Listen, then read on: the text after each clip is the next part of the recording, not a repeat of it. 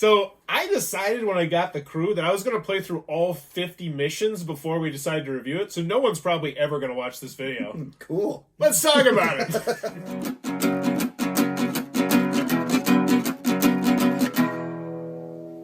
What does that even mean, Bowers Game Corner? Ahoy there, YouTube! We're back again today for another Thoughts from the Corner. I'm here with my good friend Adam. Yep.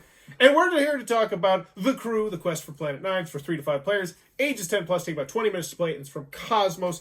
If you don't know about The Crew, it is, in my personal opinion, spoiler, the best trick-taking game of all time. But essentially, this is a cooperative trick-taking game where you are going to have 5 different suits of colors: yellow, pink, blue, and green, and then your rockets, which are like trump cards. And then every single turn, you're going to have a specific mission that you have to do. And there's 50 separate missions in here. And if you've never heard of The Crew, first off, don't bury the lead. This is spectacular. You should go put this in your collection right now. Just inexpensive, great game. You get a lot out of it. You can get it for like $8 sometimes on Amazon. And we just finished our 75th... Well, let me rephrase that. We finished our 75th game of a 3-person game, but we've easily both played it probably over 100 times because how it works is you keep track in this log book right here, and you can have different crews go on different missions to complete all the different objectives. It's wildly popular. I don't even know why I'm still talking about it. You probably already knew about it. This is the review, so let's talk about our thoughts on it after playing it, finishing it. So what are your thoughts on The Crew, the quest for Planet 9? Absolutely loved it.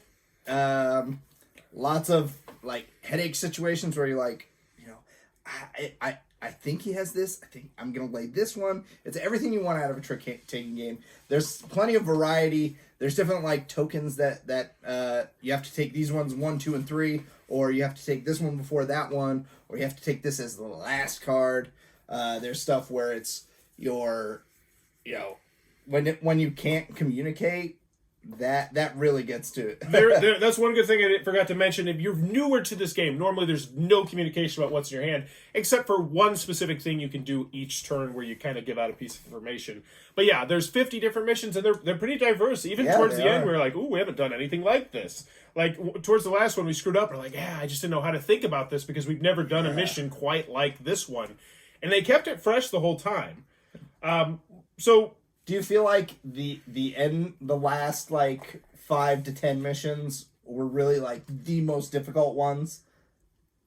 No, but it's hard for me to judge because part of the reason why we finished this game was the three of us realized we flowed with this. We would obviously, like everybody else, have screw-ups here and there. And that's what I love about this game. Sometimes you'll feel like the biggest idiot. Sometimes you'll feel like a genius. Sometimes you'll feel like a genius before the biggest idiot at the table ruins it. And you interchange those roles all the time, and that's part of the fun. There was literally a time when we both thought we had the best hand ever, and we took pictures on our phones so we could show the other one at the end. And it's I don't know if they were harder though, but it's hard for me to judge because and grand total, and I'm really proud of this number, 75 total attempts to complete the 50 missions. So 1.5 on every mission, which I think is great. And it's hard for me to say if they were harder or easier because we just flowed at that point. Yeah. They did seem a little bit easier. Yeah. And the thing is... not easy at all, but, easier than some of the ones in the middle where we had a lot of trouble. Yes, and really the ones that I think are the most difficult are the ones where they introduce, just complete randomness. And this game already has tons of randomness. There could be some times where you look at your hand and you're like, we've lost. You're not supposed to say that. Yeah. And you'll feel like that from time to time. But the games are quick. The games are snappy. This bang for the buck. It's through this world. I enjoyed it at 2 players. I played it at 5 players. I enjoyed it at all the different player counts, 2 through 5. It has a sequel. 3 to 5.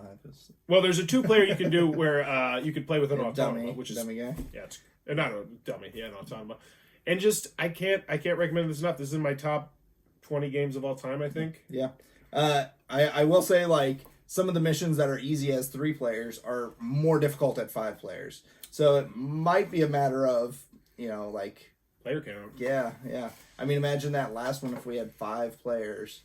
Oh, then the other 2 people, oh my God. Yeah, that's a fantastic point. So yes, I would say they are more difficult, but it really depends on your player count. I would really love to play through it the entire way in 5-player and see just how different it feels. Because, just doing the lower missions, which is the first 20 or whatever, Like it does feel different with 5 players than with 3 It players. does. It definitely does. Especially at 3 players, one person has an extra card, which can make it easier as well, and you know who has the extra card. Yeah, I will say we probably played it at the easiest game mode, because with it 2, you lose a good deal of control because you have the third dummy player a little bit. But in the end, I mean, let's just focus on the cons. What don't you like about the crew? I think that's the best point, because everything we've said is positive.